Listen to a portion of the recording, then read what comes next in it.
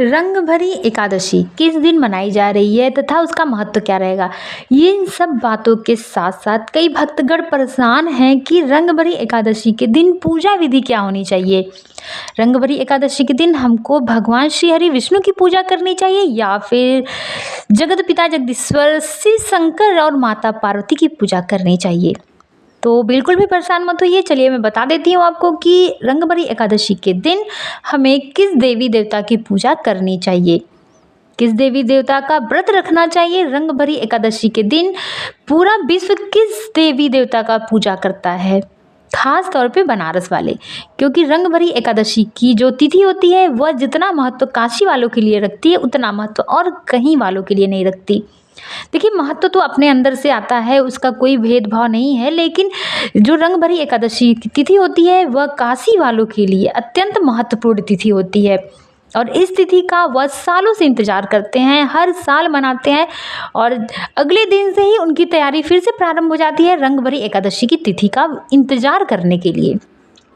तो रंगभरी एकादशी जो होती है इस दिन तो मतलब जो भी एकादशी होती है साल में 24 एकादशी आती है, तो 24 एकादशी के दिन भगवान श्री हरि नारायण और माता लक्ष्मी की पूजा की जाती है। लेकिन जो रंगभरी एकादशी होती है इस दिन शिव शंकर और माता पार्वती की पूजा की जाती है, यह तिथि उनको ही अर्पित है।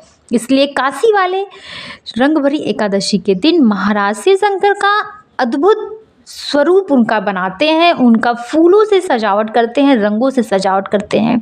इस दिन काशी में आकर के आपको अवश्य देखना चाहिए कि कितना अद्भुत नज़ारा रहता है। काशी वाले रंगभरी एकादशी से ही होली का खेलना जो त्यौहार होता है वह मनाना प्रारंभ कर देते हैं। तो चलिए अब जान लेते हैं कि रंगभरी एकादशी के दिन पूजा विधि क्या रहेगी और किस तरीके से हमको शिव शंकर और माता पार्वती की पूजा करनी होती है।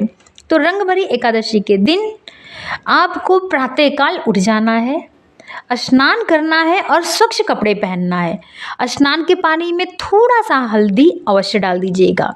रंगभरी एकादशी के दिन अगर आप गंगा जल डालते हैं तो अति उत्तम है, अगर नहीं डाल रहे हैं तो थोड़ा मात्रा में 1 चुटकी हल्दी, पीली हल्दी अवश्य डाल के उससे स्नान करिएगा।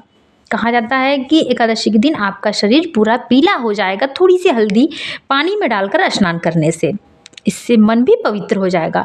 स्नान करके स्वच्छ कपड़े पहनिए, कोशिश क्या करिए कि एकादशी के दिन पीला वस्त्र ही धारण करें। एकादशी के दिन पीले रंग का वस्त्र ही धारण करना चाहिए। इतना करके आपको अपने मंदिर में आ जाना है। मंदिर में अगर आपने सफाई एक दिन पहले कर दी है तो अति उत्तम है, लेकिन अगर आपने नहीं किया है तो सर्वप्रथम आप मंदिर की सफाई करिए। उसके बाद हाथों में थोड़ा पुष्प रखिए, उसमें जल या गंगा जल डालिए और संकल्प लीजिए कि आज मैं एकादशी का व्रत रख रही हूँ। हे जगत पिता जगदीश्वर, आप मेरे व्रत को निर्विघ्न पूर्ण करिएगा। इतना बोल के आपको संकल्प छोड़ देना है और आपका व्रत प्रारंभ हो जाता है।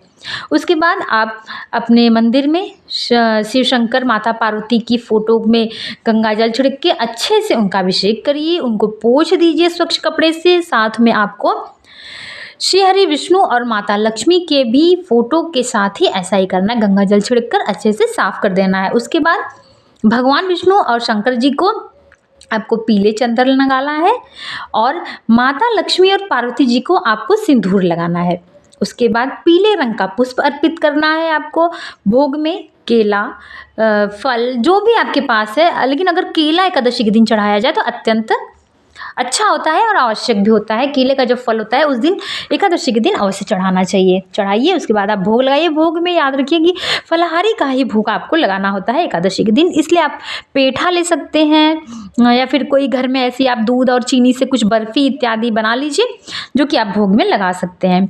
लगा दीजिए। घी का दीपक जलाइएगा, ठीक है। एकादशी के दिन घी का दीपक आपको जलाना है और बैठकर मंत्रों का जाप करिए, जो भी मंत्र आपको आते हैं। ऐसा नहीं कि कोई विशेष ही मंत्र रहेगा जिसको आप बैठकर जाप करेंगे, ऐसा कुछ नहीं है। आप आराम से बैठ जाइए, आसन जरूर लगा लीजिएगा।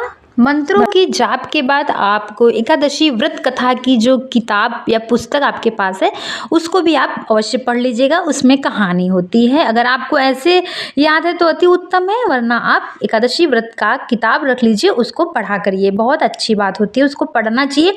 उसमें सब कुछ विधि विधान सब कुछ लिखा होता है, तो वो आपको पढ़ लेना है। फिर आपको आरती कर लेनी है भगवान शंकर और विष्णु महाराज की। इसके बाद आप अपने पूरे परिवार में प्रसाद का वितरण अवश्य कर दीजिए।